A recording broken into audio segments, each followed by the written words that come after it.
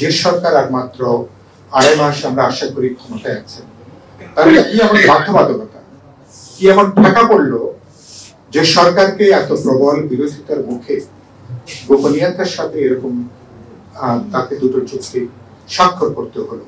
তার মানে অন্য কোনো সরকারের অন্য কোনো সুতার কোনো টান আছে, অন্য কোনো স্বার্থ আছে, অন্য কোনো এজেন্ডা আছে, এটা সন্দেহ করবার করে যৌক্তিক। আগামী ফেব্রুয়ারিতে আমাদের জাতীয় নির্বাচনের লক্ষ্যে একই সাথে আরেকটা বিরাট কর্মোদ্যোগ যুক্ত হয়েছে। গণভোটও একই দিনে অনুষ্ঠিত হবার কথা।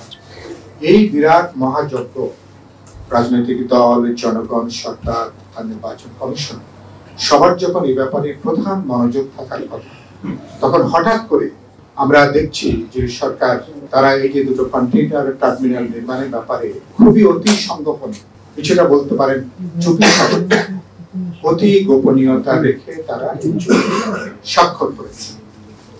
সাংবাদিকরা যখন জিজ্ঞেস করলেন চুক্তির পুরো বিষয়টা প্রকাশ করা যাবে কিনা, সংশ্লিষ্ট কর্মকর্তারা বললেন এই চুক্তি সবটা নাকি প্রকাশ করা যাবে না। তাহলে কি এমন চুক্তি আছে, কি এমন শর্ত আছে যেটা রাজনৈতিক দল, দেশবাসী যেটা জানতে পারবে না?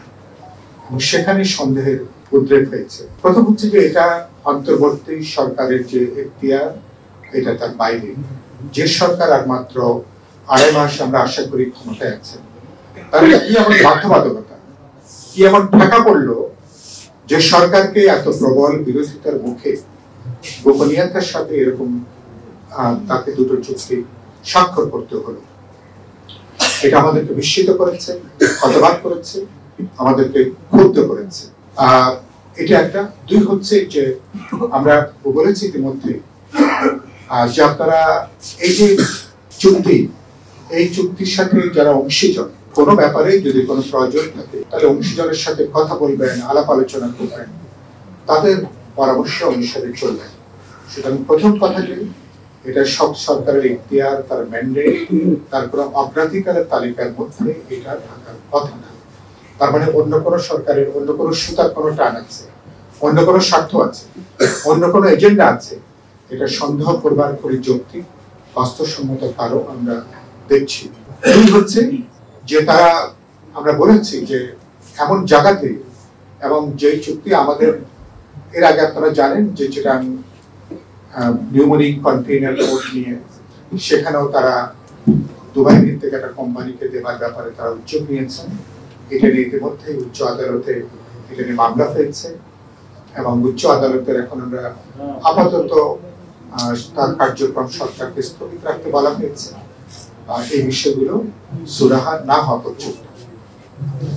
এখন আমরা দেখছি যে ঠিক হচ্ছে যে যেগুলো আমাদের অর্থনীতির প্রধান লাইফ লাইন, তো অর্থনীতির প্রধান লাইফ লাইন 53-54 বছরে আমরা দেখছি যে আমরা যেটুকু জাতীয় সক্ষমতা আমরা অর্জন করেছি, আমাদের পোর্ট ইতিমধ্যে লাভজনক পর্যায়ে আছে। যদি এটাকে কার্যকর করতে হয়, আরো লাভজনক করার নিশ্চিত সুযোগ আছে, আরো দক্ষ করার সুযোগ আছে। প্রয়োজন বোধে বিদেশ থেকে আমরা প্রযুক্তি নিয়ে, নো হাউ আমরা নিয়ে আমরা আমাদের বন্দর ব্যবস্থাপনাকে আমরা উন্নত করতে পারবো, কার্যকর করতে পারবো।